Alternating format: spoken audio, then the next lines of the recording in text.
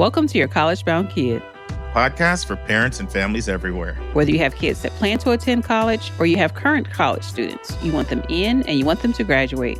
You want a quality education that will give you a skill set that will make you marketable for the jobs of today and the jobs of tomorrow. I am Mark Stucker, and I'm a college coach from Metro Atlanta. And I am Anika Madden, and I am a parent, also from Atlanta, currently in North Carolina. And I'm David Williams, and I'm a dad from Chicago, Illinois. This week in the news, judge bars University of California from all use of SAT, ACT scores in admissions by Bob Egelko and Nanette Asimov of the San Francisco Chronicle. Mark and Anika will discuss, how do I get in-state tuition when I am an out-of-state student? Our question from our listener is, if my child changes his or her email account, will that hurt his or her chances for colleges that track demonstrated interest? Our interview is part one with Sam Prouty, the Director of Admissions for Middlebury College, on the advantages of attending a more remote college. And our college spotlight is Arizona State University in Arizona. Friends, for the second time ever, I'm recording with my partner in the room, or I should say in the house. In the house. In the house. Dr. Dave is staying with us and blessing us with his presence for 2 days. And I call him a tightwad, but you know what? He's been springing for dinners every day, so I need to retract that. Well, we had a great steak dinner at Texas Longhouse. Roadhouse. Last night with Joy. Yep. Texas Roadhouse. And today we plan to have a great tour of the wonderful city of Atlanta. So we're certainly looking forward to a wonderful day. Absolutely. The last time I recorded in the same room or same office with someone all the way back to episode 49 when I met Rick Clark, Director of Admissions at Georgia Tech, on the campus, and we did this in his office. So that's almost 2 years ago now. Now, another announcement, our college spotlights, they went overnight from 45 to 53. You say, how did that happen? Let me explain. Well, last week when you heard Lisa Prescott discuss UCSB, I'm not going to do a college spotlight on UCSB. Why would I when I've had a Director of Admission break it down? But what we decided to do was go back and add all of the interviews that we've had with directors of admission or senior admissions folk of their school. So now when you go to yourcollegebounkid.com and you click college spotlights, if you want to click the East Coast, West Coast, Midwest, Mid-Atlantic, whatever, Southwest, you will see an additional 8 college spotlights. Those will be the interviews with the deans, directors, senior admission folks specifically about their schools. We want to remind you about our transcript service. If you're new and you don't know what I'm talking about, if you're driving and you hear something on our podcast you really like, rather than have to go back and fare through a 2-hour episode to find it, you can go to yourcollegebounkid.com, click the transcripts, type in a keyword, it'll pop up yellow highlighter, click that, and it'll just play. And if you don't remember what I said, we put every single week in our show notes an explanation on how to use our transcripts. Now, Dave and I are recording on Monday today, which is pushing it because I already got the sound engineer breathing down our neck saying, where's the audio files? But it's just one of those things. But by the time this goes live on Thursday, Lisa Prescott will have already had her Zoom session, which is, of course, Tuesday, September 15th. However, you can still sign up for our interview today. Sam Prouty, Director of Admission at Middlebury. The next 4 weeks, you'll be hearing from Sam. 2 weeks, he'll be talking about the advantage of attending college in a more remote location. And the final 2 weeks, he'll be talking about understanding Middlebury. And as soon as that ends, we've got another Zoom chat up. So sign up for that chat. He's a great guy. I think you'll learn a lot.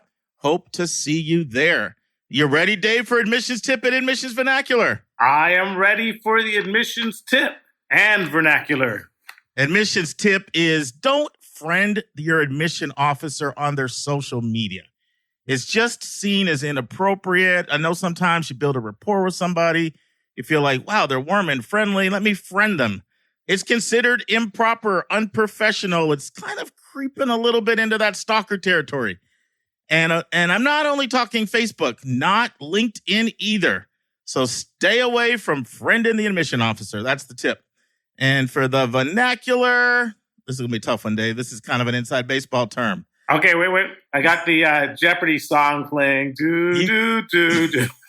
You might need more than that this time. You may need another sip of that coffee you like out there. I got it on my phone, a friend, speed dial. I don't think any of that's going to help you this time, but I could be wrong. So the term is selection team. Selection team. Any idea? That's the team that selects people. That is the team that you use to select probably your students or your whoever you like. You know, it's got to be. I thought the whole admission office selects everybody. Well, I mean, it is specifically the team that you select to be the selection of the team. Man, you really are good at BS. Anyway, so what I will say is it is a subset of the admission officers within the office, usually senior level people that help determine the criteria for admissions. So let's say, for example, a school is trying to decide if we're going to require students to add a graded writing sample, which quite a few schools are actually doing that right now.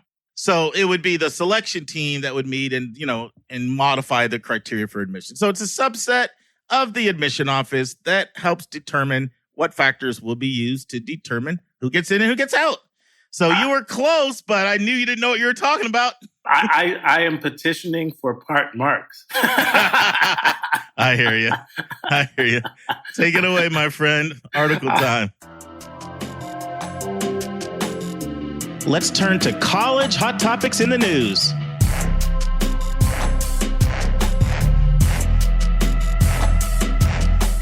Article time. Well, this was a big, significant article. It is by Bob Egelko and Nanette Asimov of the San Francisco Chronicle. It was that the judge has barred the University of California from all use of SAT and ACT scores in admissions.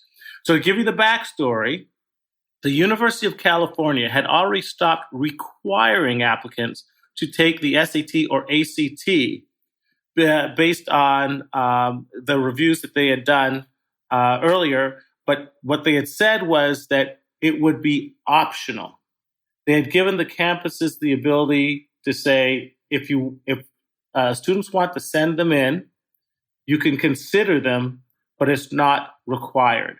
Now, 3 of the campuses, UC Berkeley, Santa Cruz, and Irvine, declined to accept that offer. They said, we're not going to accept any SATs for the next 3 years. But the other 6 said they will accept them if they're sent in voluntarily. Well, what happened was Alameda Judge Brad Seligman basically barred that and said that in the next 2 years, they cannot accept any of those scores. And the reason was for reasons of access, because he found that particularly in the case of the disabled and disadvantaged, the result of COVID-19 cutting down the number of test centers made it virtually impossible in many cases for those kids to gain access to those SAT and ACT testing sites. And that even the ability to send in scores voluntarily gave an unnecessary edge to kids of privilege. What he said was that, quote, non-disabled, economically advantaged, and white students have an advantage in the testing process. So let me stop here, Mark, and let's go in more in depth and see what you think about this development. Yeah, this is a big deal. I have a lot to say, and I want to break it into 2 categories, Dave. I just want to set aside this recent decision for a sec and give a little bit of the history of test blind movement. So as we all know, test optional is you have the choice whether to turn your scores in or not. And if they are submitted, they will be considered. And if they're not submitted, then the admission office will do its best to read and make a decision without scores. Well, test blind says we won't even look at your scores. Just like the word blind, we won't even see them. Right. I'm convinced what a lot of schools that go test blind will do, literally block it out. So even if it was submitted, an admission officer wouldn't even be able to see it at all. And so that's the test blind. Now, let's talk about test blind. because this is a new phenomenon, but it's gaining momentum. And it's one that I expect to gain significant momentum. So Sarah Lawrence was really the first school really to go test blind. They did it in 2012, and they were so frustrated because U.S. News and World Report said, we're not going to rank you if you don't submit test scores. So they stuck with it for like a couple years, and then they came crawling back and started submitting test scores. Now, in 2014, Northern Illinois said, we're going test blind. And then very recently, Loyola in New Orleans and the University of New England announced they're going test blind. And so as this momentum started picking up, this is even before the California schools. A huge decision was made when the Cal States said they were going test blind. And in that ruling, and we did a whole podcast on it on 122, when the UCs came down with their statement about test scores, they said they'll be going test blind in 2023 and 24 unless they come up with their own test that they like more. Otherwise, they'll be going test blind. So all of this movement is happening all of a sudden. It's something that wasn't even around. And U.S. News and World Report has actually retracted its decision in June. They said, no, guess what? We will rank schools even if they go test blind. And then just last week, another prominent college, Dickinson College, said they're going test blind. They actually made this decision on September 3rd. I want to read to you the announcement so you can see kind of what Dickinson's rationale is behind their decision to go test blind. So this is just a very, very, very important movement that I see growing that I want all of our listeners to know about. So here's what Dickinson said. Effective immediately, we will become one of the first liberal arts colleges in the U.S. to move to test blind admissions process for this year. We have heard from countless students, countless parents, countless college counselors in the past several months about the anxiety students are feeling because of the COVID-19 virus has disrupted access to standardized tests, such as SATs and ACTs. Testing availability has decreased dramatically nationally and internationally, disproportionately impacting already marginalized students. In addition, there are potential health risks with taking the test. For all of these health, equity, and fairness reasons, we have made this decision. By declaring we are test blind, the admissions committee will not factor test scores into a decision about enrollment, even if scores are submitted. While we have been test optional since 1994, so Dickinson had already been test optional for 26 years, we believe we need to go further to alleviate student concerns so they will avoid crowded testing centers and make decisions for the health and safety of the families. Any questions? Contact the VP of Enrollment. So, bang, that's a powerful statement. And I want to give an illustration that I think explains the test blind concept. And this is where if Anika was here, she'd judge me, Dave. Just like you got to pass the test on admissions vernacular. Anika, I usually fail my illustrations, although the last one I did a couple weeks ago on the two twins that were only getting a lousy $10 allowance. She loved that one. So I'll see if this one resonates or not. So I was thinking about this. Okay. So you're a hotshot law school grad. You come into a firm. And they say, guess what? One of the real nice perks about being in our firm is that we're business casual in our attire. But then they also say, but if you do choose to wear a jacket and tie, we will take that into consideration in our evaluation of you. Now you don't know what to do. This is mixed messaging. Like part of them is telling you can go business casual, but another part is telling you, like, if you dress well, that will be noted, and it could positively impact your evaluation. That's the current state with the test optional movement. Is it puts incredible amount of pressure on people because the message that they hear is you're saying test scores don't count, but then you're saying, but if you feel your test scores positively represent you in a very favorable light, by all means send them and they'll be considered. And so people read that as, I think I really need to submit them. And so that's the tension. And for that reason, I expect the test blind movement to grow and grow quite a bit, because it's the way that admission officers convince kids that, no, they really don't matter. And I'll be really honest, it's a competitive advantage right now. There's this first mover advantage. Like that will be very attractive to a lot of people and can get you a lot of applications. So thoughts on that, Dave? And then I want to get into what you said about this article. So I wanted to break my comments up partly on the article and then partly on just the whole test blind movement and how I see it as a movement that is going to increasingly have momentum. I'm not trying to say half the country is going to go there, but it is not going to be that, much of an outlier for you to hear that schools are going test blind. I expect it to pick up precipitously. Thoughts? Well, I just want to expound on the point that you just made. And you had mentioned to me some time ago that one of the problems of just saying we're no longer going to require the scores, but we'll give you the option of sending them in, is that you already have an admission process, admission people in the admissions office who are predisposed to look favorably on test scores. And it's not like they can automatically turn that switch off. So if they see a high test score on one applicant and no test scores on the other, it's very, very hard for them not to be biased in favor of the one that has the score, the criteria that they're very much used to, seeing a score. Does that make sense? Yeah. I'd say it's a lot more nuanced than that. Yeah. You know what I mean? Like the longer you've been doing it, the easier it is to do. Yeah. But there's certainly no question there's a prejudicial aspect of numbers, the way numbers impact the brain. Right. So let's now talk about this case though, because this is really complicated. Because, we mentioned the decision that came down from the regents, back in May. How they're moving away from the SAT and the ACT, going test optional, and it's, and they're doing this 5-year program, including going test blind and looking at another test. We talked about that already. Yeah. And now we see the judge from Alameda coming forward and saying that it's discriminatory. Now, I'm so conflicted on this, Dave, because part of it is discriminatory. Like I've worked with students this year that are hopping a plane and flying, 6 or 7 states over to go into a place where they can get into a test center. Not everybody can do that. Yeah.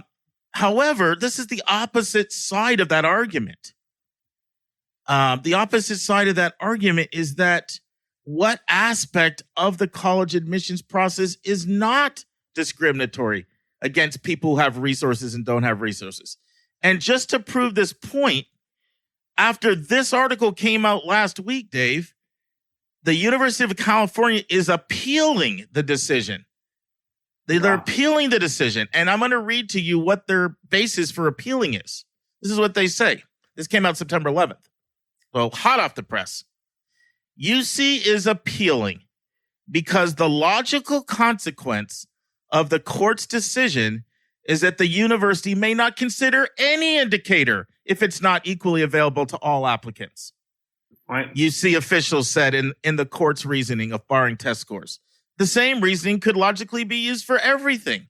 And that's a very good point. Like, what aspect of the process does not bias individuals with resources over other resources? So I personally think that the argument against test scores, that they are biased toward families of means and families of educated parents and well-resourced parents, I think that's a weak argument because our very nature of our public schools are funded on taxpayer dollars. That's already an advantage. We could go into all the other things, whether it's being able to have the essay coaches or the test prep or being able to afford tutors or being able to heal your extracurriculars.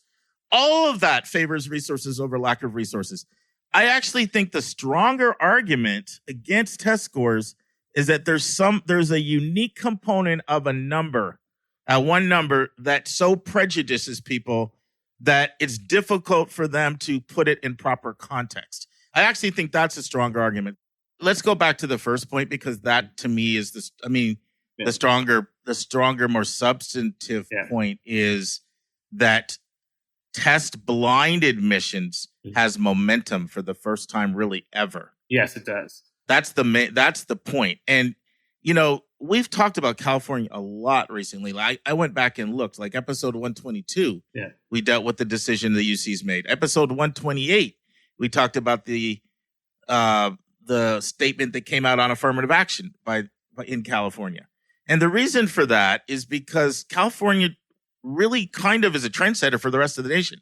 There are so many examples of things that have started in California and the rest of the nation has followed suit. And so when you're going to have the CSUs, going test blind and the UCs going test blind, there's no way that I see more schools not following suit. And I think at last count, they mentioned 1,500 colleges are test optional. That's correct. But I'm differentiating. You've had test optional for over 50 years. Correct. Dickinson, 26 years, Bates, 37 years, Bowdoin, 52 years. There's a lot of schools that have been test optional for a long time. Right. Test blind's a new thing. Yes. It's a new thing. It's saying we will not even consider them. I can certainly tell you that has fallen on mixed reviews from the students that I've worked with as I've interacted with them. And as you can expect, those that have poor testing, they absolutely love it. They absolutely feel like I'm not going to be discriminated against. Like they say they were test optional, but I don't know if I ever really truly believed it. However, I'm thinking of a conversation I had recently with a student with an extremely high ACT score who's not happy about this at all, was interested in applying to the UCs as an out-of-state student. And so in talking with her and her mom, she's like, so my test scores are not even going to matter? They're not even going to see them? Right. So it's interesting how, I guess like life, right? We see things through our own set of lenses, Well, and two things. Number one, many countries operate very fine with test blind admission policies and still are able to stratify students according to their academic record. But you also make the point that if you remove the ACT and SAT, as Eden Shahar did in his wonderful series of interviews, the colleges will just focus on other criteria, and it makes it that much more important that you totally shine and distinguish yourself in other areas, and that could, in some ways, make it tougher. So what should our takeaways for our listeners be? Well, I think the number one takeaway is that this is a process in evolution. No sooner did this article come out that the judge had basically made the decision was in September 11th. We see that the UC system is challenging it. And we know the process of our legal system is these things take time. So it could take several years for this to be worked out. But I also think the take home is that the issues of inequality and access are not going away, and that we will come up with newer modes of distinguishing criteria, whether it's the new California test they talk about or a new way of looking at these tests. But I don't think testing is going away, but I do think that it is evolving. Does that make sense? Yeah. And for me, I just want to kind of sound the alarm and draw attention to the whole test blind movement, because I really think it's going to pick up. And I think these cases will all be accelerants, because one thing is when people do things that they feel are ethically and morally right, and it also is something that helps distinguish them and helps them get more applications, or it's well received by the public, you've got a winning combination. Right. And there's no question in my mind that Dickinson I'm just mentioning Dickinson because they're the last school to do it. I mean, literally came out with their announcement September 3rd. Also, one of the more prestigious schools to do it.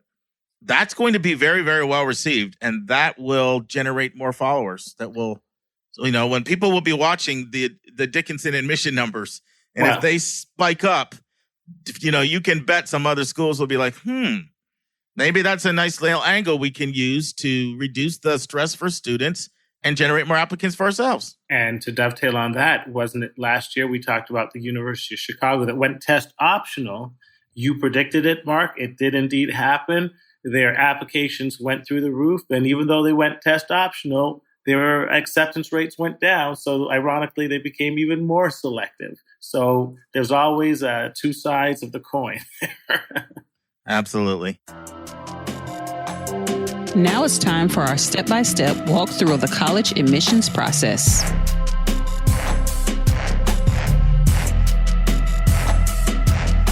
Anika, I've been knowing you for 11 years, and I learned something new about you today. 11 years? Oh, my goodness.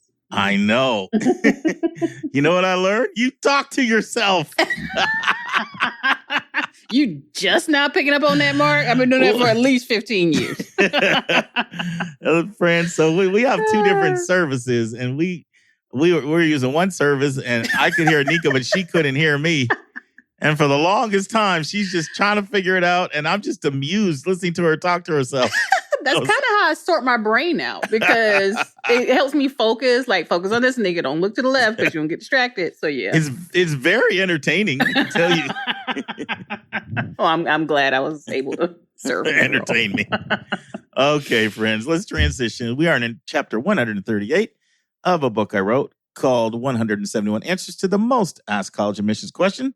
Nika, we're 3/4 of the way through this bad boy. Mm-hmm. We sure are. We are in the longest section of the book. Like, there's two really long sections of the book. There's a section from chapter 29 and 93 is all about tips on how to get in the schools on your college list. And then 94 to 163 is everything to do about money. And so we're in the middle of the money section. And today we're looking at, how do I get in-state tuition when I'm an out-of-state student? Anika, you read the chapter. What popped out to you? Well, it's a couple of things on here I vaguely remember us talking about before, but I kind of want to start from the top, and maybe we can skip around a little bit. Well, let me just literally start from the top. So the first one you have on here is regional college tuition discounts. So yes. I'm just going to assume, but I'm going to let you make sure that I'm assuming correctly, that means that you are living in a certain region and the school says, okay, you live here, here, and here. We're going to discount you X amount of money. So I'm going to punt on that because it also says in parentheses, see next chapter. So that's the entire thing next week. Okay. So for now, just keep in mind, we'll be talking about, regional tuition discounts. That'll be next week. They have different names, compact, some other different names. That's the whole chapter next week. So let's just deal with that one next week. Okay. Well, this next one is what I remember someone was kind of, alert. Mm-hmm. They like their little ears and eyes just went up when we mentioned this. Maybe it was a recommended resources or something like that. Mm-hmm. But it's the reciprocity agreements between states. And so we know, and here's something a little extra I didn't realize before is that, I know that there are these agreements between states that say, okay, you live in this state. Okay, we're going to allow our students to come in-state tuition. But also there's that same type of agreement between those states that are not necessarily close to each other. Well, I guess they are close to each other, but they are specific to the borders in specific counties. Like, oh, you live in Fulton County, you live in Gwinnett County. So those are two different ones. So you'll find reciprocity agreements with bordering states. Like, for example, when I was out in Minnesota, they have like tuition reciprocity with Wisconsin. They have tuition reciprocity with North Dakota because they border that, and with Manitoba, Canada. Like, all those places border it. And so that's like a state reciprocity agreement. That's something you want to check to see if your state has. And you can go to your state's higher educational authority to do that. Or you could call a financial aid officer at a college. They would certainly know. But you can go right to the website. Or you can use that resource I gave last week, where I gave the NASFA, and that has that on there. That has the state regional agreements on there. You go to each state's website. But the other thing you mentioned is, like, sometimes it's just like a county. So they might say, like, this one county that's really close to our school, the people live so close, it's literally only 30 minutes away. They shouldn't have to pay triple the cost for tuition. So those agreements can be set up like on a county by county basis. Okay.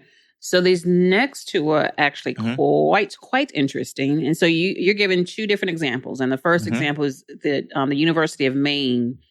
Is it Orano? Am I saying that right? In Orano? They offer discounts to students in certain states that meet certain academic requirements. I had not heard of that before. Yeah, because I kind of group all this in what I call like special arrangements. Like some schools or states can just create special arrangements that are unique.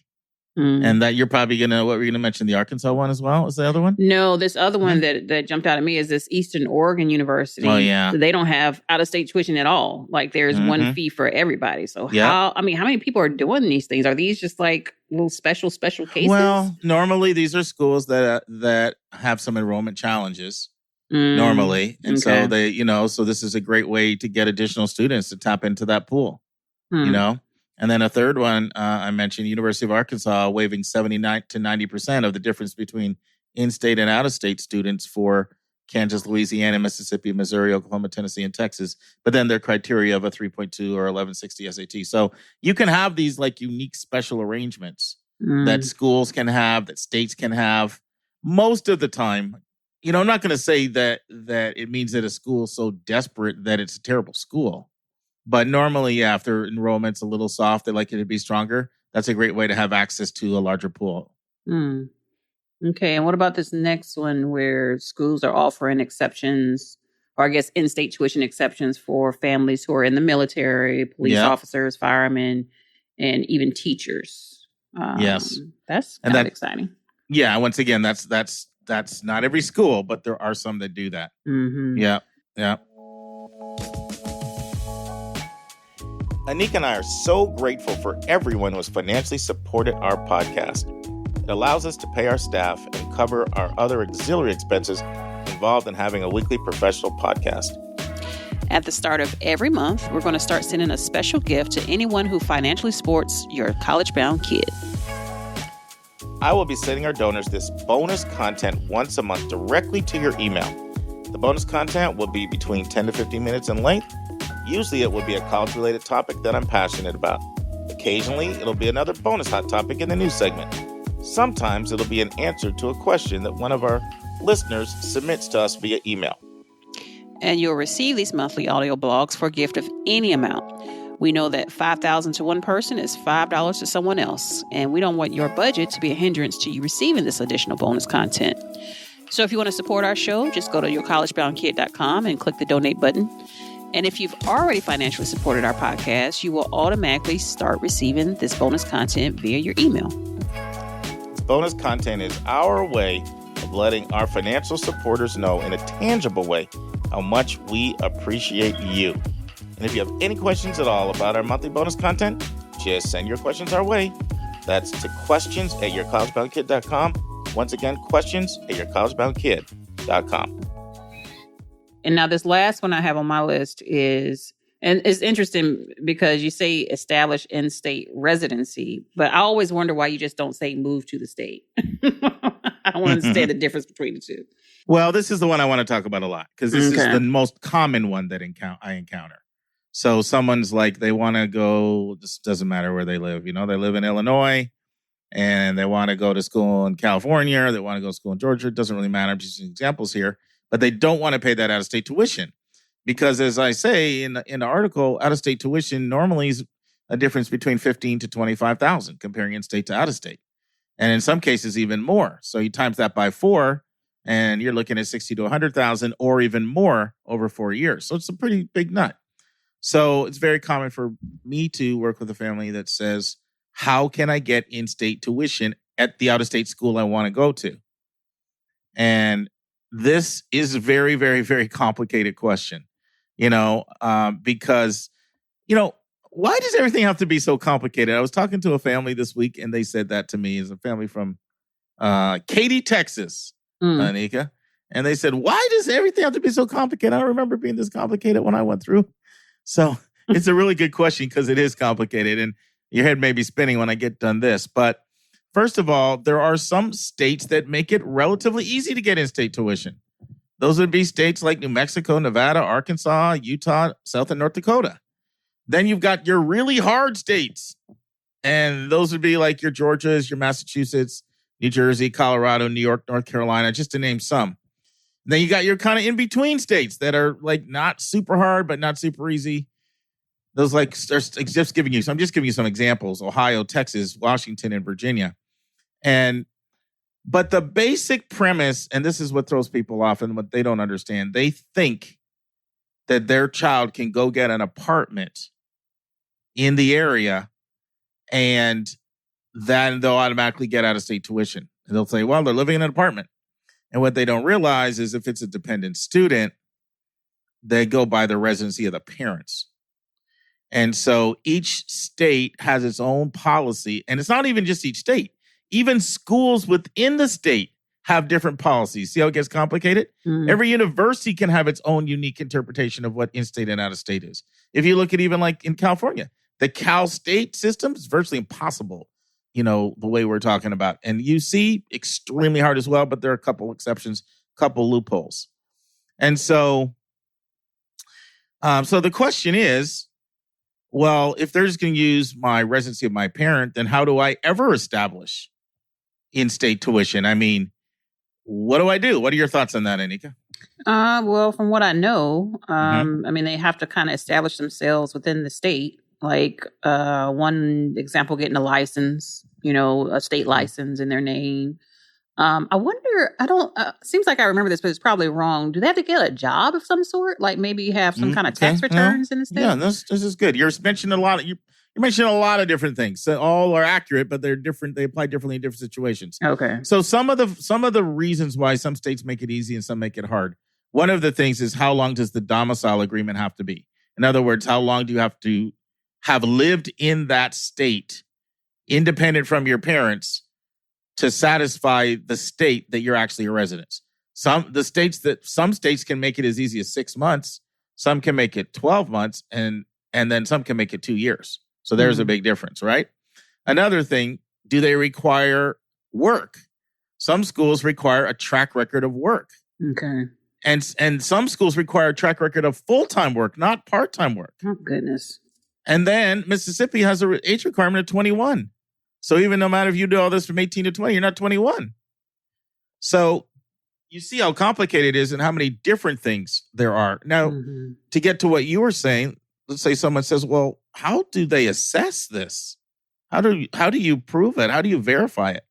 Well, these are some of the documents that can be used. I'll mention ones that are acceptable in Florida. In Florida, you have to have two of the following: either a mortgage or a lease agreement, a voter registration card, vehicle registration, car or a title, a boat registration, proof of residence letter, or at least the application, utility bill that's been within the last 60 days with your Florida address on it, auto payment with your Florida address, selective service card, W-2 or insurance, or mail from a state, federal, county, or city governing agency. So those are the kinds of things you have to show. And then it's going to vary from school to school, even let alone state to state, how long you have to have been a resident with those things. And also, like, sometimes when it says 2 years, a lot of times schools will say it's not necessarily 2 years, like June 15th to June 15th. It'll be the next start of the school year after that time. Does that make sense? So it'll be like 2 complete years before the start of the next semester, kind of thing. So those are all the variables. So it's a pretty complicated deal. And most of the time when I work with students on this, they end up being frustrated because they want to go to college now. They don't want to go live in a state for a couple years just to get in state and put their whole education on hold. So the idea of like trying to just get in state that way is a little tricky. But it does vary from state to state. I definitely see some states that make it easier. And so it's worth checking into this if this is something that, appeals to you. Thoughts, Anika? So within the chapter, you say to ask your financial aid department or the registrar's office on how to establish in-state residency. So is that the way to start, is with the school themselves to say, this is what I need? Well, one thing I like about that is, like I said, it can vary from school to school, let alone state to state. So when you go to the individual financial aid office, they will know that. The registrar's office, the financial aid office, they'll know that for their school. You'll be getting the school's policy. So that is a good place to start. Okay. All right. Sounds like an in-state residency plan. I'm going to do it, Anika. There it is. Boom. I haven't boomed in a while. You haven't boomed in a long while. I'm longing for a boom. Oh, man. I'll get you one next week. I have to nail it for you to boom it.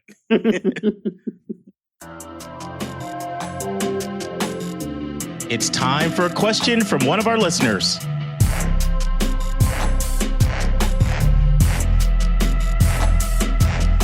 All right, Mark. This week's question is from Miss Michelle in Washington. Is that Washington State or Washington, D.C.? Washington State. Oh, okay.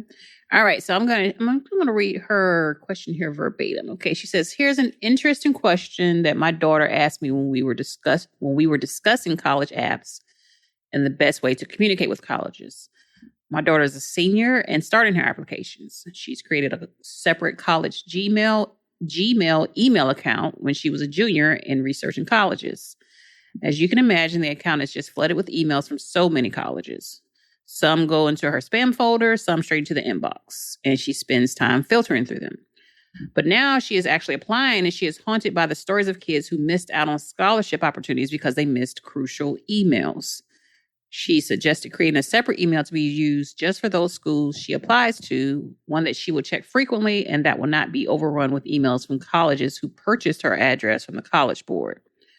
However, we were then thinking about the issue of demonstrated interest and if the colleges with whom she communicated either by email or virtual events over the past year will still have a record of her genuine interest.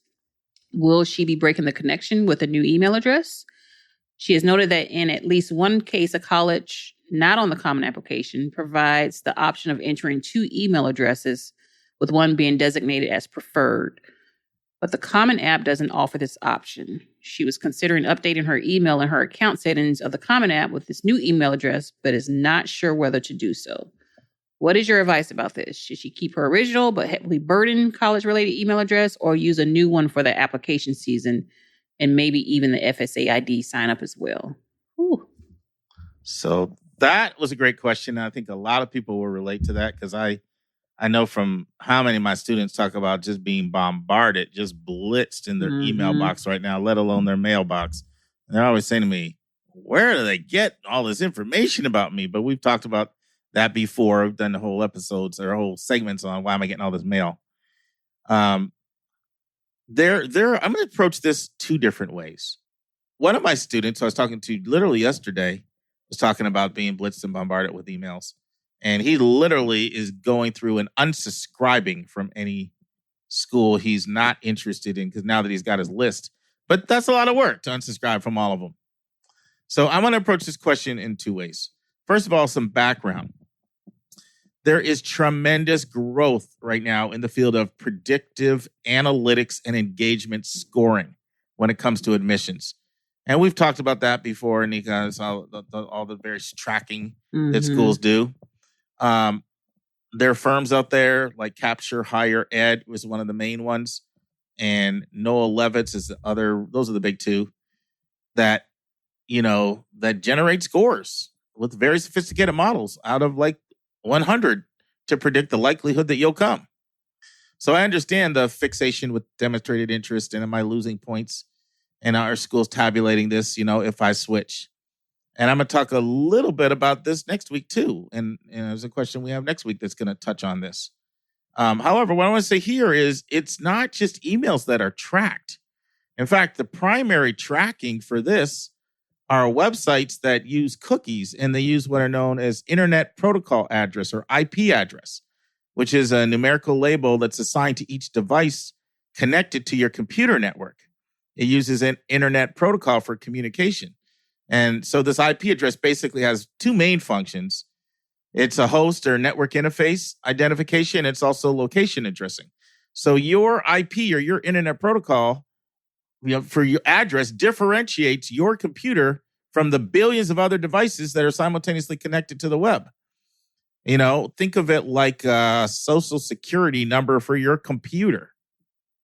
And so when a web-enabled device, when it tries to connect to the internet, there's an IP address that gets assigned from all the pool of addresses that manage your internet service provider. And this is really complex stuff, but this is how it all works. So they use this numerical data as an identifier, and then all your activity is tracked and recorded every time you launch a website, web app, or email. And this is oftentimes, once you've logged into a place, username, password, all that information is there. You ever go on a website, Anika, and it says, we use cookies? Is it okay? Mm-hmm. So as soon as you click accept to that, it triggers all of this. Mm-hmm. But also just when you sign up for an email and a password, and there's advantages to cookies because cookies prevent you from having to log in every single time and they can make it easier for you. But this is the way it works. This is something that was invented in 1994. And, this is HTML cookies, by the way, not like cookies. Not like Dave's cookies. Not like Dave. Not like Mary's cookies. Mary Manchester cooking those delectable cookies for Dave. Yeah. No, this is how it works. So it's primarily your IP address tracking your individual computer that is primarily being used as the main source for doing this. Now, and I know this is controversial because of FERPA laws, right? Federal individual educational privacy records. Mm-hmm. And there's a way that they get around it, which I probably won't get into now. We'll get off on a tangent. But so now, are emails tracked at schools? Yeah, emails are tracked. Primarily, emails are used. I was talking to the mission director about this. He said, look, we get, we'll get something from someone that'll say John Smith. And then, the next time they don't even know, they'll say John F. Smith. And then we use emails to pair things up so we're not confusing one student to another that way. But most of the web trafficking is done through IP addresses. So that's the first thing I would say. If you're using a similar computer, then the tracking process is still going to be able to be operative whether you switch emails or not. So that's my first answer. The second answer I would have to this would be, I'm noticing more transparency from colleges about demonstrated interest. There used to be I thought it was really kind of a little bit on the shady side, just so clandestine. They wouldn't tell people what they're doing. And I still don't like to talk about it too much because it feels so big brother and so invasion that people are kind of like get a little squeamish vibe about it. But more schools I've been more impressed with the transparency I'm hearing from schools that do this. So honestly, I would not hesitate to just ask your schools. And just come right out and ask them and say, I've been really attracted and involved with your school for some time. Very interested. I'm definitely applying. And I was, reading an article that some schools track, the involvement that students have had. And I'm in the process of switching email addresses. Is that something that will hurt you if you're tracking my engagement or activity? And they definitely won't mislead you. Like if they are tracking, and if they're using emails in any way other than the IP addresses, they would certainly come out and tell you that. And there wouldn't be a downside in doing that. So I kind of have two answers to the question. It's mostly done through your individual computer, but you can also ask them. But the reason why I also said you can ask them, because somebody may say, wait a minute, I'm not using the same computer anymore. Like that computer broke. So I want to take the same question, but apply it to the computer. So am I going to lose credit because I'm not using the same computer? I've been on my mom's computer sometime. So that's why I say you can ask the school, just ask them directly and don't hesitate to ask them. What are your thoughts, Anika? Well, I mean, I get that, but I'm just wondering how hard is it really to unsubscribe from the schools that you're applying to? Well, have you been a teenager lately? Well, but here's the thing, though, because to me, it sounds like, okay, should I create a whole nother email for my trash or that I can sort through and know that it's trash? Or should I just keep an email, create a separate one for the people that I'm interested in? Like, you should know to me, it's a management thing, right? Because I always squirm at the thought of having multiple accounts.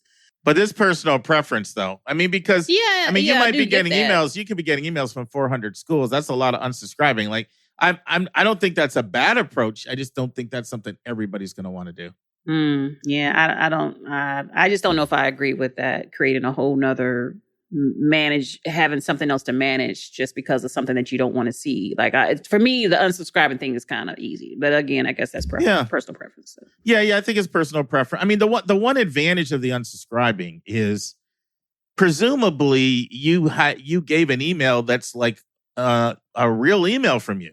And so you kind of let someone take you hostage and take over that email.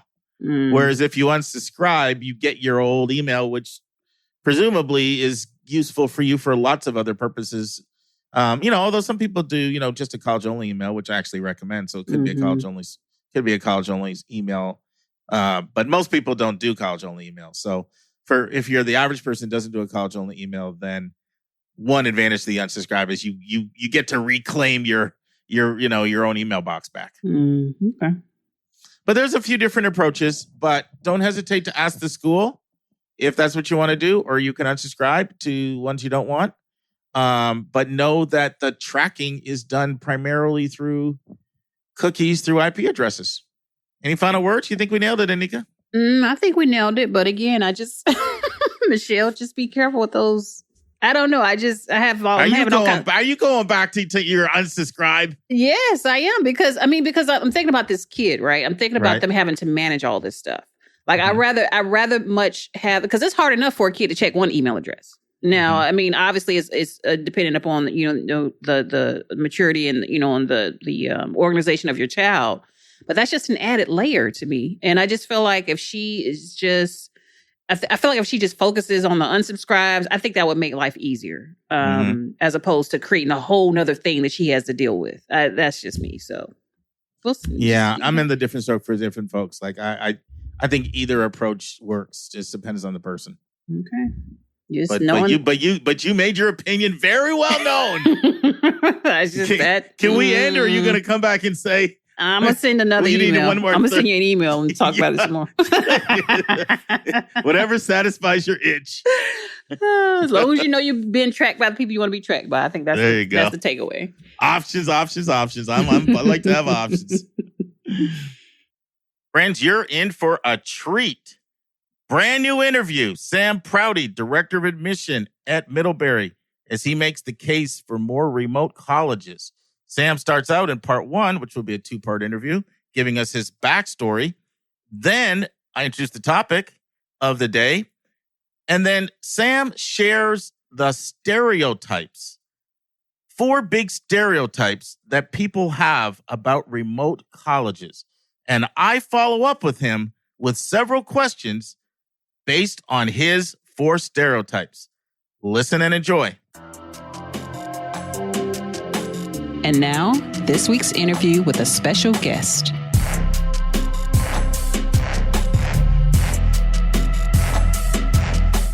I'm here with Sam Prouty from Middlebury College. Welcome to the Your College Bound Kid podcast, Sam. Thank you. So, Sam, I have to tell you guys how I met Sam. Sam was on a panel at the Westtown School. And I go back to Westtown every other year to attend this big college fair there. And I was really impressed with not only his answers, but his sense of humor as well. So hoping you're going to bring some of that humor out today here, Sam. So I talked to him after. I said, Sam, you'd be a fantastic guest on our podcast. And he agreed right away. And that was back in October. But I know how busy it is for admission directors. So I said, let me just wait until the summer and interview you then. So, Sam, why don't you give us your backstory and walk us up all the way to what you're doing now? Happy to, although you just put some pressure on me to be more entertaining than I probably will be. But thank you. Thank you for having me, and it's fun to do this. And after all of our Zooming from COVID lately, I feel like this is the way of communicating in the future, right? But yes. So thanks for having me. So my quick sort of bio for those of you just meeting me for the first time. I started my admissions career about 20 years ago at Swarthmore College in Pennsylvania, not far from the Westtown School, actually, another good Quaker school. And I had worked in admissions as a student and really just loved it. And I loved being an interviewer and meeting students and hearing their stories. And I think that's something that people who are applying to college don't always realize. We really are interested in your life story. And for me, that started when I was 20 years old as an admissions interviewer, and I just loved it. And I thought, this is something I want to do with the rest of my career. And so after several years of doing that work at my alma mater, I became a high school college counselor where I could then help students sort of tell their stories. That led to a stint as a high school English teacher for a good long while. I ended up spending about 11 years on the high school side of things. But I've always loved Vermont and loved Middlebury College. I have my master's degree is from Middlebury College. And so I've always thought, this would be a great place to, if I were to go back to the admissions world, I wanted to do it here. And I got very lucky. And about 6 years ago, the right job came up. And so my family and I now live here in Vermont. And I'm very privileged to serve as the director of admissions here at Middlebury. So before we get into our topic today, Sam, I know you were at Hotchkiss in Western Connecticut. How long were you there? So I spent about 9 years at the Hotchkiss School, which is a boarding school up there in northwestern Connecticut, and then a short stint teaching for 2 years in Cambridge, Mass, at a school called Buckingham, Brown, and Nichols, which a lot of people think is a law firm, but it's actually a school, also known as BB&N. And so I've had some great teaching experiences at those schools. But yeah, so based on the topic that we're about to talk about, I live in Middlebury, Vermont. I taught for a decade at the Hotchkiss School. So I'm certainly an expert at working at schools that are in what some people think of as the middle of nowhere. Yes. Yeah, absolutely. And you were a college counselor for a while there, weren't you? At one of those? That's correct. Was that at Hotchkiss? At Hotchkiss or BB&N? At Hotchkiss. By the time I got to BB&N, I was a good old-fashioned English teacher only. But no, I was doing college counseling at Hotchkiss, and again, sort of helping students tell their stories rather than be the admissions guy on the other side, reading and learning about those stories. I bring that up because I think it's really an advantage to have been on both sides of the desk. I think sometimes there's misperception that one side of the desk, the admission side, has about the high school experience, and vice versa. And so having both sides of the desk, that experience, I think makes you better at what you do. So great to have you here. I agree. And if I may say so, if any of your listeners are our fellow colleagues in this business, a lot of people go from the college admission side to the high school side as college counselors. And it's a very useful thing to do. Not as many come back. And I have to say, I think I'm a far better admissions person because I have been a college counselor and I know what it's like to work one-on-one with students as they, go through this process and are maybe nervous or concerned or have dreams that they're trying to make come true. And so for any of you out there who are high school side counselors, there's a great amount that you bring to the table if you bring that expertise to this side of the desk for sure. Yeah, and it's funny, I have an interview coming up with two former college admissions officers who flipped to the counseling side, and they're just going to talk about what they didn't know as admissions officers that they learned. So that'll be interesting. But I can talk to you all day, Sam. Let's transition to our topic of the day. And so just a little bit of background. So I do a survey with all of my students, both my KIPP students as well as my School Match for You students, and I ask them this question, and I say, which of the following locations are you interested in going to college? And I give them 4 options. They have to rank them 1 to 10. And so one option is large city, another option is suburban, another option is college town, and another option, I used to use the word rural, but I mean, it was getting just killed in the survey. So I changed rural to more remote. I say more remote locations. And still the responses that come back are, I'm like, wow, it's tough in a more remote or more rural location based on these responses. But I know that there can be a lot of advantages to being in a more remote location. I certainly know there are a lot of myths out there that are not true. So that's a lot of preamble. A lot of times when I invite a thought leader to come on, I ask them what they want to talk about, but I intentionally approach Sam. I'm like, Sam, you've been at Hotchkiss, which I know because I've been to Hotchkiss multiple times. I know that's quote unquote in the middle of nowhere. Middlebury, same thing. You've loved both experiences. You'd be the perfect person. So that's a huge intro to our topic of the day, which is debunking myths about colleges that are in remote locations. So as I said, a mouthful there, Sam, but you're the director at Middlebury. Not exactly a budding metropolis. What are some of the stereotypes that you hear about going to college in a remote location? So we hear all kinds of things. On the practical side, we hear, I'll never get a job or an internship because I'm not going to school near Boston or Chicago or New York. We hear that the STEM fields, science, technology, high-level research, that these things don't occur in rural locations or at small schools. We hear that there's nothing fun to do, right? You can't jump on the T or whatever other public transportation, the subway. You can't just jump on the train and go into the city for, the nightlife. And so without that, there must be absolutely nothing to do and no culture. We hear that rural schools are filled with only white people and that there is no diversity. Here in Middlebury in particular, people come with fascinating stereotypes, right? So I'll get a question and, I haven't hiked the Appalachian Trail and I don't drive a Subaru and I wear shoes other than Birkenstocks and I've never volunteered on an organic farm. So, I'm probably not going to be happy there, right? And so I think there's a real danger in buying in too much to the stereotypes of a particular location. Let's take a break to learn about Mark's recommended resource for the week.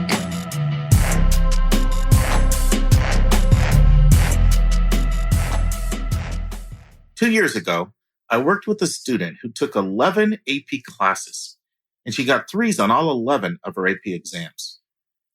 At some schools, this could be a full year of college credit, while at other schools, it could be no credit at all, because credit policies vary from school to school.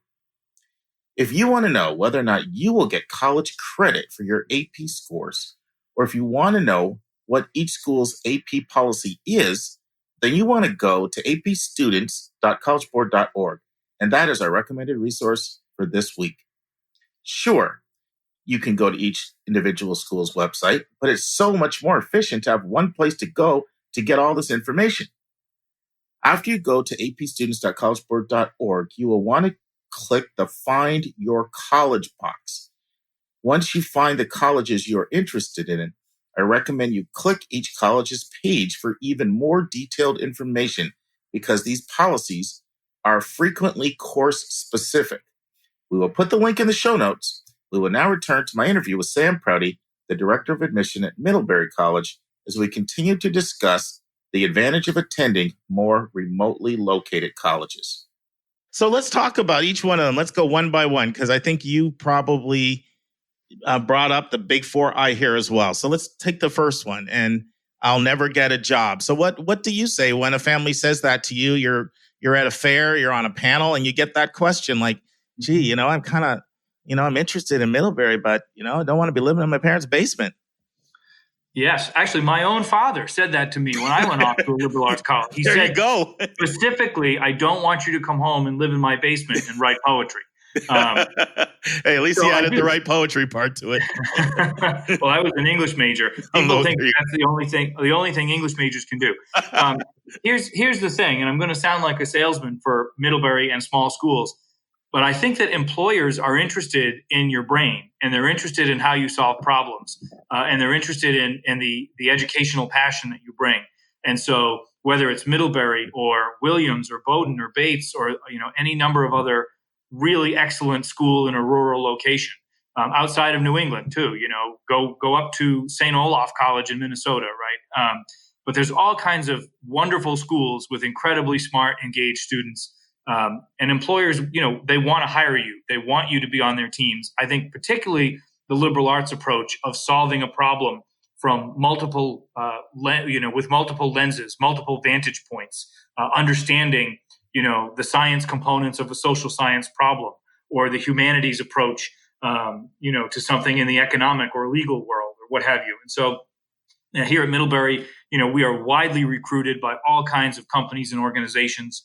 I will also say that I think these small rural schools often have really passionate alumni networks. Here at Middlebury, we've got all kinds of great programs connecting students to our alums who are in those fields.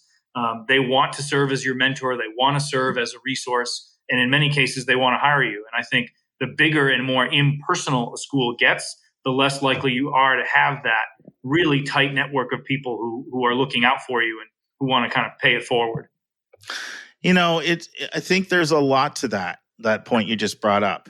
One of the students that I worked with actually at Westtown that I continue to stay in touch with, we're quite close.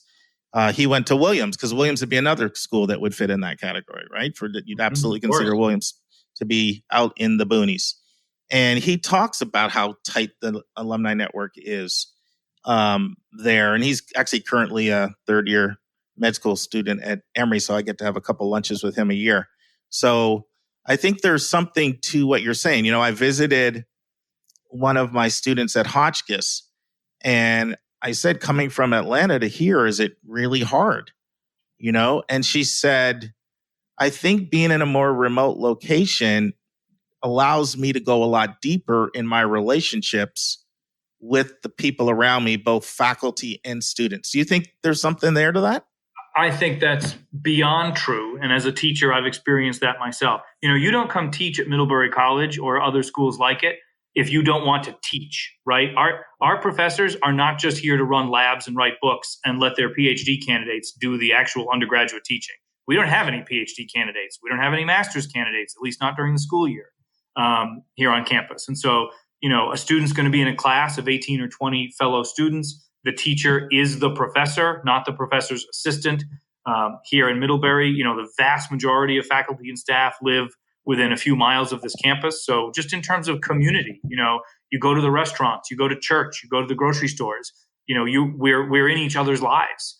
And I do think you lose that. I mean, I have two small children.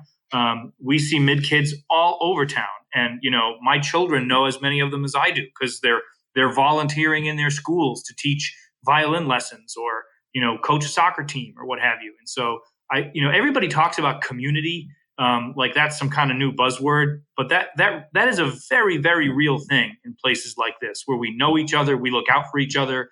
If you're going to skip a class at Middlebury, you can't skip more than one because somebody's going to notice and they're going to call you or they're going to show up in your dorm room and say, hey, what's going on? Are you sick? People are looking out for each other in a very real way that I just don't think happens at big schools or in big cities. Again, I'm really glad that you brought up some of the points you brought up there because, even when I mentioned the fact that relationships get tighter and there's more time spent with students and more time spent with faculty, I wasn't thinking about the other side of it, which is what I often articulated when I was at a boarding school, which is a lot of times faculty come to teach at places like this because they want more of that type of student interaction. Because they're not picking it because of all the professional sporting events and things they're going to go to in the area. They're not picking it for some of those type of reasons. So some of the very reasons why they'll choose to teach there are similar really to the reasons why boarding school faculty choose to teach at a boarding school because they want to invest in kids and throw themselves into the lives of kids. So yep, you're signing on for an entire lifestyle, not just teaching a couple of courses per term. Absolutely. Love it. So let's go to the second common objection you hear related to the more remote locations, and that is there are not going to be opportunities in STEM. What do you say to the student or parent that brings that point up? So some of my answer to that is just simple supply and demand, right? There is nobody here other than two groups of people, primarily the teachers and the professors themselves and the students they teach. There is no middleman, right? There is no 27-year-old PhD candidate who runs the lab. There is no separate staff of assistants who, run the discussion sections of your classes, right? All of that is run by the actual, professionals in their fields who want to teach your classes. And so I think while we might not have the raw number of, research opportunities that fill in the blank Ivy League school or huge state school will have that has 20,000, students total, everything that we do at a school like this is for the undergraduate, which means if you want to go into the neuro labs, if you want to have access to the amazing telescope in the observatory, if you want to spend a summer helping to edit chapters of a book or even write them alongside a professor, this is the kind of place where you not only can do that, it can be as simple as going into a professor's office and saying, your area of research is wicked interesting to me. Do you have room for me this summer? And they might say, yeah, actually I do. And let's hook you up with some funding. And it can be that simple. And so I think what people out there listening ought to do their research on, you definitely need to do research regarding not only sort of how much lab access or how much professor access am I going to have at this school, but how easy is it for me to get involved? How easy is it going to be for me to get the funding? These are just as important. And so I think these small schools are going to shock you when you hear the answers in terms of those, again, the funding, the access. We've got 19-year-olds going to national conferences and presenting alongside the PhD candidates. And so I think that people would be remiss to assume that the smaller the school, the less you do. In my experience, when you're talking specifically about undergraduates, almost the opposite is true. Another thing that I think is important that we talk about, Sam, and that is the term, whoever came up with the term liberal arts school was bad marketing, right? It should be liberal arts and sciences. But I think people think when they hear liberal arts, they think that the school is weak in the science fields. It reminds me of right now, all this talk going on in society about, defund the police. Terrible, terrible name. You want to say reform the police, use that term or other terms similar. But I think sometimes people hear the term liberal arts and they think, well, what if I'm more of a science kid? I don't know if I'm going to have options there. Can you talk about the strength in the sciences at schools like a Middlebury? Yeah, and you caught me because we do call ourselves a school of the liberal arts and sciences, and it's a little bit of a mouthful. So I usually just say we're a liberal arts school. I went off to Swarthmore, and my father, who was the president of an insurance company, said, Sammy, I don't want you to go to a liberal arts school because people who go there end up graduating and they're liberal and they're artsy. And for him to be liberal and artsy was not a good thing. Was that a little bit of a Boston twang you threw in there? Yeah, absolutely. You got it, man. I'm from Massachusetts. But no, a full third of students at Middlebury College are majors in STEM fields. And many actually will double major outside of the STEM fields. We should also talk about that, right? Your freedom, if at a lot of big universities, if you're in the school of science and you want to take a French class, you actually have to apply out and, get special permission to go take that class or to go take a theater class. And at these schools like ours, you literally just walk across campus and take that class. It's that simple. But in terms of raw numbers, a full third of our students are majors in STEM fields, about a third in the humanities and arts, and about a third in the social sciences. So it's a pretty even split. And absolutely, I don't think in any way that a school that is a liberal arts school is inherently liberal and artsy. It's very much a broad swath. And at the risk of going on too long, let's look at a science problem, right? Environmental issues, medical issues. These are not scientific problems anymore, right? Anything that's a medical issue in this country is inherently political. It's inherently tied to issues of economics and business. Your ability to be a great doctor relates to your ability to process data and understand data science and write well and communicate with people and understand human psychology. And if you're going to solve an environmental problem, you darn well ought to know about some of those same structures. You might want to be an environmental attorney or lobbyist. You might want to be an environmental investor. And so the degree to which science is located only in a silo of a laboratory is just not true, right? We have to solve these problems with a wide-ranging series of lenses and perspectives. And I think that is the real strength of schools like ours. Next week in the news, Thomas O'Shaughnessy, Reality Check, Exploring Unrealistic Undergraduate Salary Expectations. Mark and Anika will discuss, how do regional college tuition discounts work? Our question from a listener, what effect will paying full tuition have on our child's choices of admission, if any?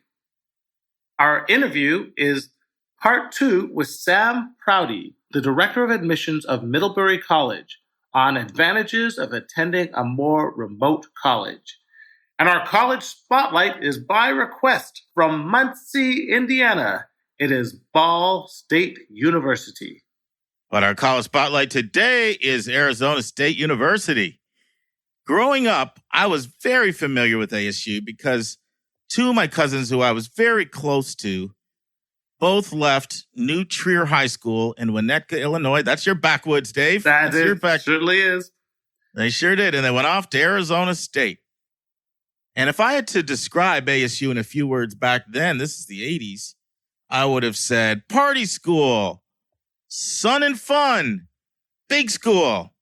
Fast forward 35 plus years later, and I would still say sunshine. I would still say large school. After all, ASU has more students when you count their online students than any other school in the nation. But instead of party school, as that third word would have come to mind, that sort of would have cascaded off my lips, I would now replace that with national leader in innovation. For 5 years in a row, ASU has been named the most innovative university in the nation. So you're thinking, whoa, what are they doing? How do they keep winning this distinction 5 years in a row? That's impressive. Well, I'm going to mention several of the things that they have done, are doing, that has caused them to win this award. One of their hallmarks is ASU Online. ASU Online, over 200 undergraduate and grad programs are offered, and it's 100% online. Too many colleges think of an 18-year-old high school senior when they think of their market. The larger market is actually the non-traditional student market that's not confined to geography. And in my opinion, a lot of these schools that are struggling financially, and Dave, you and I have talked about this, they need to tap into the non-traditional market, and the online market. So according to the National Center of Educational Statistics, 62% of undergraduate students describe the new normal have at least one non-traditional characteristic. And this could be anything from first gen, have at least one child, working part-time, full-time. The ASU Online Student Success Center, what they do is they pair each of their students with a personal success coach. So what they do, they help to identify very early warning signs, and they quickly move in and provide support. And in addition to undergrad and grad degrees, they also offer a robust array of certificate programs. These are shorter than degrees. So how big is ASU Online? Well, 6 years ago, they had 400 students in their online programs. Take a guess how many they have now, Dave, 6 years later. Well, I'm hearkening back to one of our features on online education, and I want to say it's like 40,000. 30,000. Good guess. Right. So they've gone from 400 to 30,000 in 6 years with 150 different undergraduate and graduate degree programs. Now, another thing that they do, this is not just for online, but it's another example of their innovation and creativity, is their whole first-year success initiatives. They have a first-year success center, just known as FYS, and this is an award-winning, high-impact, dynamic center that treats every student like a VIP through a variety of different peer coaching services. What they do is they tap juniors and seniors and grad students who are like the rock stars at ASU, and they train them to become mentors. So these first-year success coaches use a holistic model of coaching. This is not just GPA academic tutoring. It's going way beyond that. They're talking about things like time management, how to network, professional resumes, plugging into the clubs on campus, plugging into the social life. And they even help students find scholarships.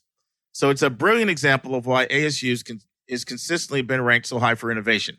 Another great program they have is their e-advisor system.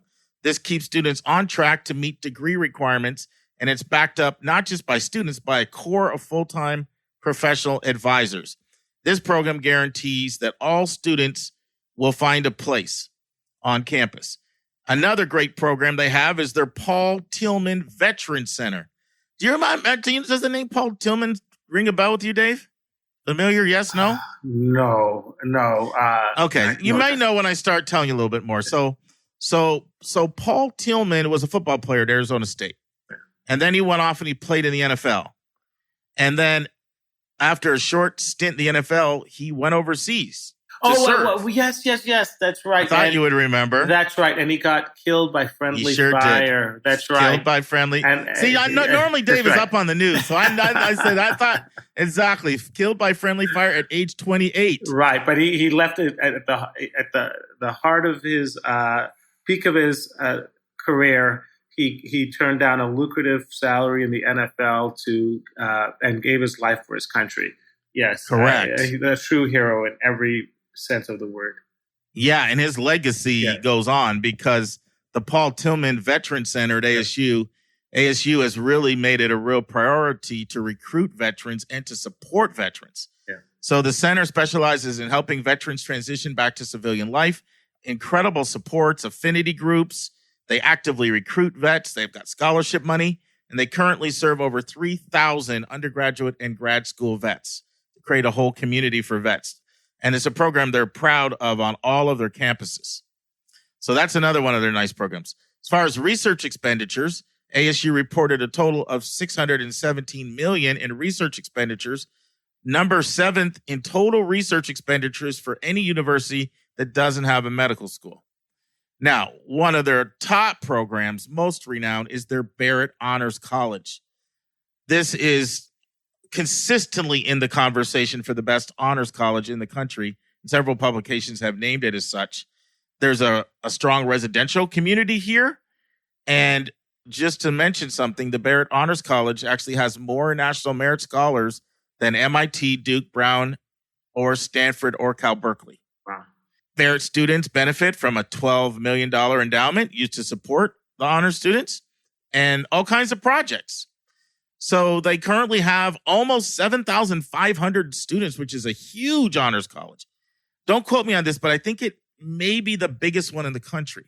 Wow. These students receive over $1 million in scholarship money. And Barrett supports these students. Like they have a staff and they provide over 300 events every year just for the honors students. They have over 20 unique travel opportunities for the honors students. They have a separate state-of-the-art housing for the honors students. And they have 40 dedicated faculty that are just work with the honors students. So it's the oldest honors college in the country. The concept of honors college is actually relatively new. Oldest, take a year, what year they were founded, Dave? The honors college. Oh, it's got to be, you said the oldest in the country? Yep. But I also said it's a kind of a new concept having honors colleges. So now it makes it hard for you to guess, my friend. Okay, I'm going to say 1950. 1988 Oh, was the first one. And they're the oldest in the country. Okay. So a few other strong, really unique programs. Their School of Earth and Space Exploration. This is a leading center for astronomy and astrophysics. And ASU is kind of a good bang for your buck. So cost of attendance is in the high 40s, which for an out-of-state school of their magnitude is actually quite reasonable. If you look at the cost, for example, of like a Michigan or a Virginia or the Californias, that's really, really affordable. And then you consider that they do give away a lot of merit scholarship money as well. And they've known to be quite generous to out-of-state students with merit money. Another thing they pride themselves on is having a range of learners. So they've actually pulled off something that's really hard to do. First of all, I like that they don't have an elitist vibe. So this is one thing you'll often hear them say at ASU. We pride ourselves on focusing on who we include, not who we exclude in admissions. They want to be a school for any average kid who graduates from high school that wants their education. They have a program for you, and they can accommodate that. Let me show you some stats to give you an example. The acceptance rate is 86%. So most kids are getting in. 12% of students who they admit have under a 3.0. So they're accepting some kids with some 2.8s and some 2.9s. As for testing, and their numbers are fairly similar between evidence-based writing and math on the testing. So I'll just give you one of them because the two are so similar. About 14% of kids are getting in the 700s. Now they're 46% in the 600s, 34% in the 500s, and then 6% in the 400s on the testing. And if you're an ACT person, and what I said was just Greek to you, let me give you their ACT numbers. 18%, 30 to 36, 42%, 24 to 29, 34%, 18 to 23, and 5.3%, 12 to 17.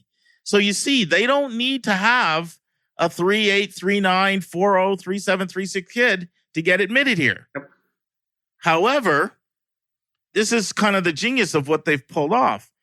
This is the average profile for the 7,428 kids in their Barrett Honors College. You'll see it's very different. Average unweighted GPA 3.8, average SAT 1370, ACT 29. And then when it comes to looking at their national merit scholars, 146 national merit finalists, 182 national Hispanic scholars. So a few more things about their stats. 70.6 from Arizona, 29.4. Out of state, most popular states, California first, Texas second, Illinois third, New Mexico fourth, Colorado fifth. Most popular countries, India first, China second, Mexico third, Canada fourth, South Korea fifth. So I'm just going to stop for a sec, Dave. I'm probably a little more past the halfway point.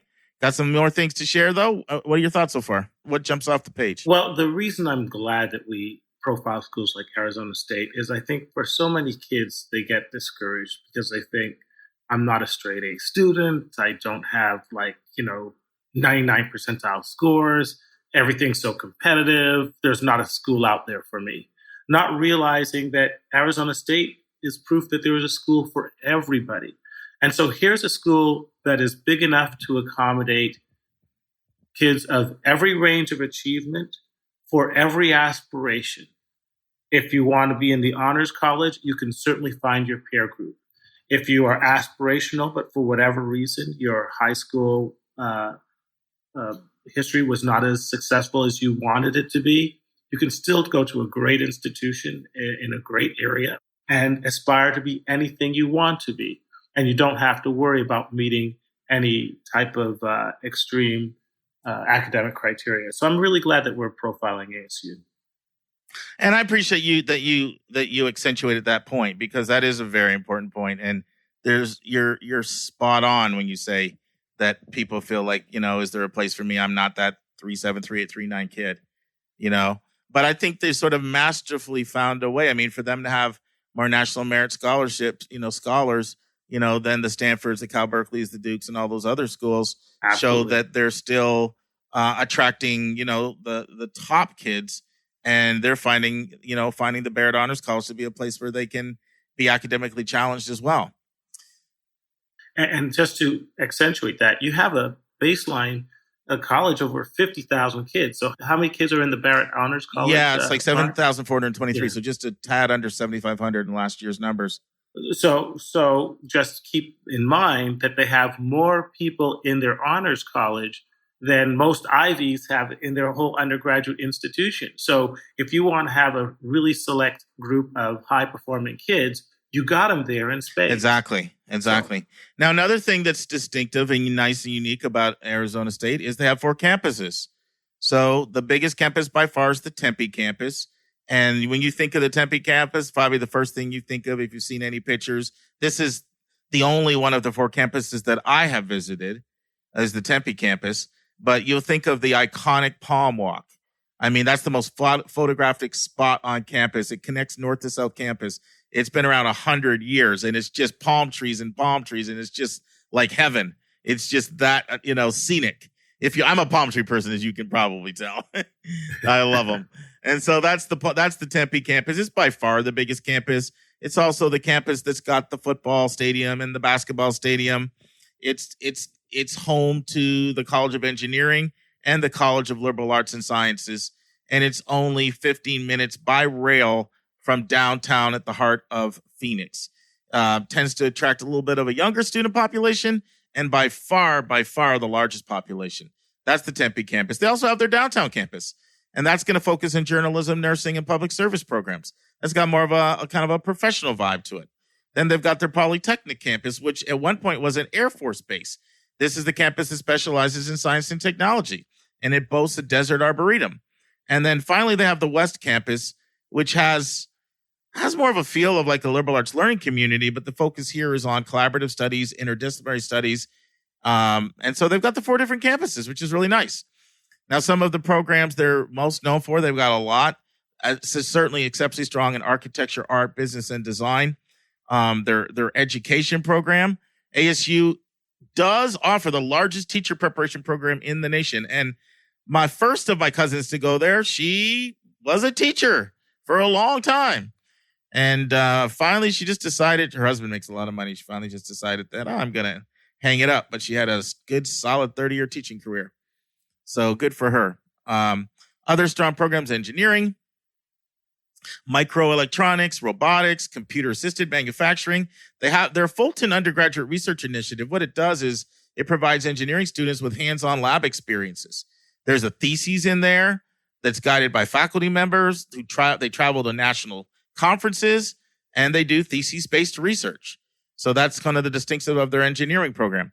Their journalism program is really growing strong in its reputation. It's called the Walter Cronkite School of Journalism, named after the famous Walter Cronkite. And then when you look at their performing arts, boy, there's a lot to like here as well. They've got the Herberger Institute for Design and Arts, and what they do is they feature a very unique programs in art, design, music, and dance, and a really innovative drama program. We've got the School of Earth and Space Exploration. This is one of the leading centers for astronomy, astrophysics, and anthropology. And then they do also have strong programs in chemistry, geology, biology, and biochem. So those are some of their stronger programs. As far as the diversity, it's actually quite a diverse campus in a lot of different ways. 67% are from Arizona, 1/3 are from the rest of the country, and 10% come from all over the world. 23%, so almost 1 in 4 students Hispanic or Latinx. So a lot of diversity there. African American number a little lower, 4%. Asian Americans, 7%. Multiracial students, 4%. And here's some really good socioeconomic diversity. 1 out of every 3 students gets the Pell Grant. So that almost mirrors the national numbers, which are 39%. So lots of socioeconomic diversity there. And for those of you who don't know what the Pell Grant is, it is a government grant for students. It's based on income and assets of the parents. But typically speaking, a family of 4 that has an adjusted gross income of around $50,000, that's around the cutoff.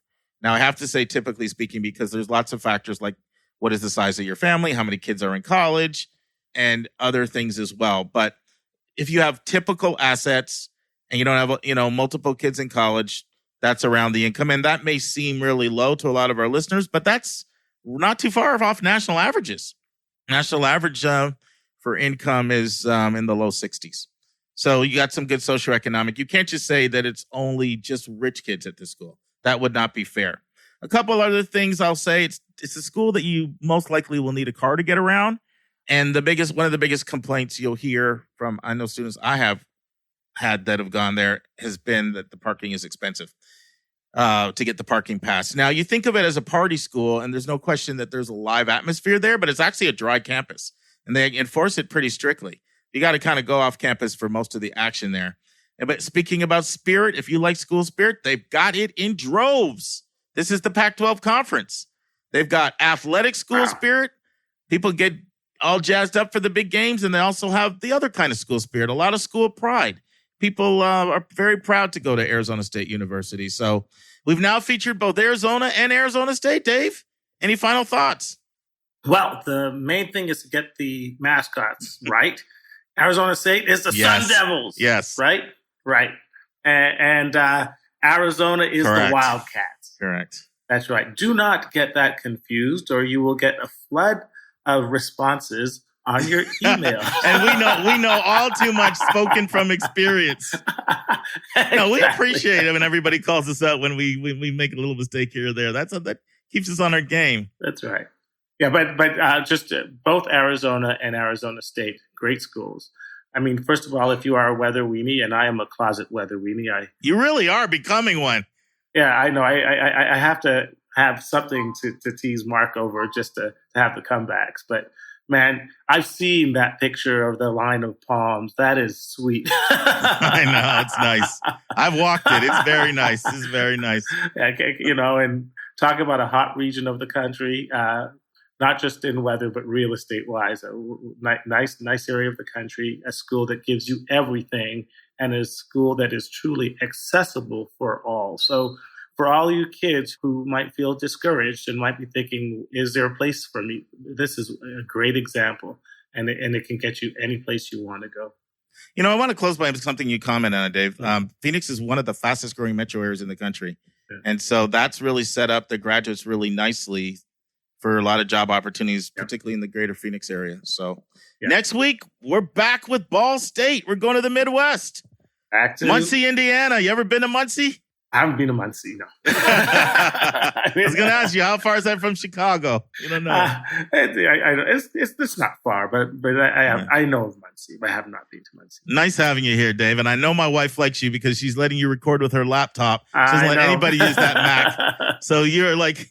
definitely family getting to use my wife's laptop. It's all good, man. All right.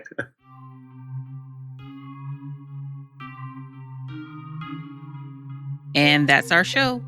A big thank you to you, our listeners, for tuning in this week. Your College Bound Kid is produced by Dave Vasaya of podcastengineers.com. If you find this podcast helpful, it would help us tremendously if you would subscribe and write us a review on your favorite podcast listening station. And please be sure to click the share button and send this to someone you know that can really use this information. The amazing music that you hear is by Victor Allen Weeks. Our image editor is Tauha Khan. Webmaster is Stalianos Dimitru. And marketing designs are by Kimberly Blass.